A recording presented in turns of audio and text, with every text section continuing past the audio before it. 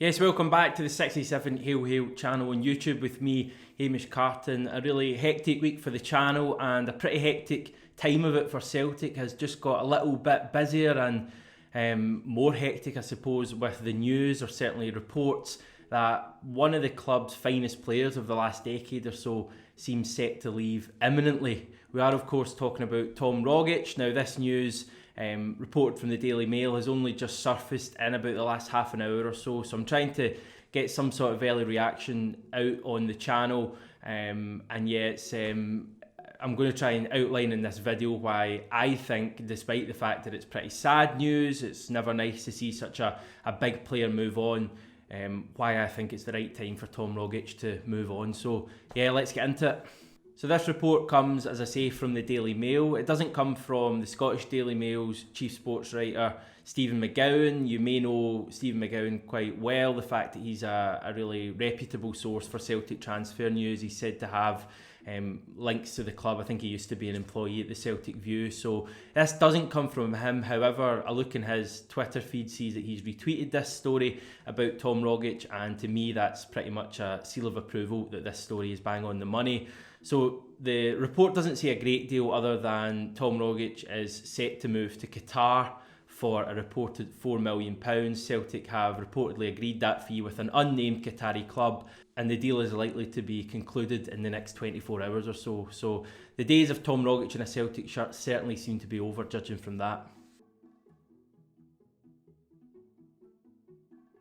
So yeah, the first question that many Celtic fans are asking will be whether £4 million is a fair deal for Tom Rogic. His current contract situation, you may recall, just prior to the Scottish Cup final in 2018, he signed a new 5-year deal, so he's actually still contracted at Celtic until 2023, obviously 3 years from now, so he's still got a lengthy contract there. However, £4 million does seem to be the suggestion. To work out whether that's a fair value or not, you probably do need to take a look at where Rogic currently finds himself. He's massively out the picture with regards to Neil Lennon's current side. He's not featured at all so far this season. He barely featured last season when you actually look at the number of appearances he made. But when you add it into the quality we know he has, and I'll come on to that later in the video, and we've seen it over his 7 years in Scotland, maybe we could look at a little bit more than £4 million, especially when he's still got 3 years left in his contract. You know, this isn't a guy who's out of contract next summer and we need to take any money for. So it's interesting, especially when it's from a club in Qatar who obviously have far more money than we do in this country. It's certainly an interesting fee to look at. But what it tells me is that perhaps Neil Lennon doesn't see any future for Rogic at Celtic. He's perhaps turned off by Rogic's current injury problems and the fact that he's been unable to put any sort of dent into the first team in recent months and years, and Lennon maybe just thinks it isn't going to work out and he could invest that £4 million somewhere in bringing in another quality player. But yeah, in terms of Rogic's time in Scotland, it's his current relationship with Neil Lennon, probably fair to say it's maybe a little bit fractured, and that's certainly a little bit ironic given that it was Lennon who signed him back in 2013. He gave Rogic his debut in February 2013 in a game you may remember away to Inverness. I seem to recall that being around maybe a Juventus Champions League last 16 game, and we were playing a lot of the fringe players and resting our first teamers at that stage. It took Rogic a good few years to get up to scratch. He had a spell back in Australia on loan. He then came back to Scotland, and it wasn't until under Ronnie Dyla, his first but mainly second season, when Rogic really came to the fore as one of our top attacking creative outlets. He went on to an even greater level the following season, Brendan Rodgers' first season, the Invincible campaign, and even the next season. He was such a big player for us in the second campaign as well.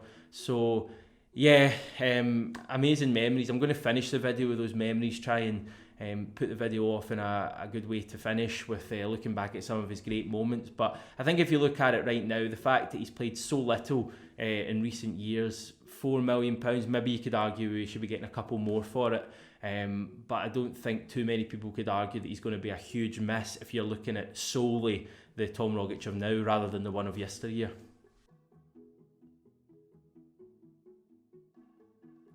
If we're honest, the club should probably have sold him after that second Brendan Rodgers campaign. Back then, we could probably have got, upwards of £15 million for Rogic, and I seem to remember rumours of Arsenal and a few other teams being interested in him then.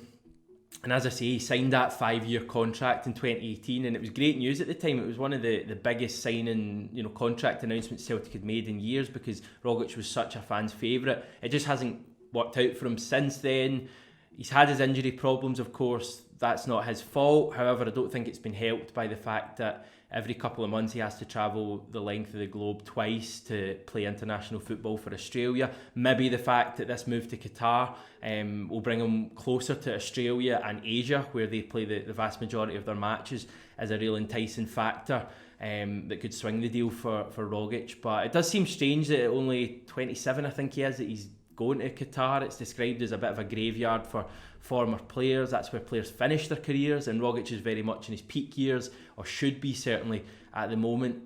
But maybe that whole international buzz is getting closer to the Australia scene, quite literally, as a real deciding factor for him in the move. And maybe he feels in a couple of years he could then go back to a major league, because he surely fancies playing in a Germany, a Spain, or in England. And he's certainly good enough given what we've seen. But yeah, as I say, Celtic could have sold him a couple of years ago, and I think it just sums up for the club the importance of selling players at the right time. You think back to the furore around when Dembele left, and even more so when Kieran Tierney left, and there's a bit of a free-for-all with Tierney saying that it was the club pushing him out the door. The club said Tierney made the decision. I think the fact is that we sold Tierney and Dembele and players like Wanyama and Van Dijk at the right time, and sadly it doesn't always work out. The decision to keep Rogic and give him that new contract hasn't really worked out. We're still getting $4 million for him, but you could have been looking at probably 3 or 4 times that if we'd sold him at the exact right time when he was at the peak of his powers. Certainly some comparisons can be made between Rogic and Sinclair, two massive players during an invincible season and even a couple of years after that. However, when they left the club, Sinclair and now Rogic, they were much diminished figures from those players. Interesting to see exactly why that was. Could those two not kick on after Brendan Rodgers left? Did they get so much from Brendan Rodgers coaching that Neil Lennon just couldn't provide? It's certainly not a Lennon fault really, because there are numerous players in the Celtic squad who have come on even further since Rodgers left. Edwards, double the player under Neil Lennon that he was. Brendan Rodgers, Ryan Christie's another obvious one, and obviously in the past Lennon's brought through players like James Forrest. So there's examples of good Lennon stuff and perhaps some players not quite taking it to the next level, and Rogic and Sinclair are clearly two examples of that.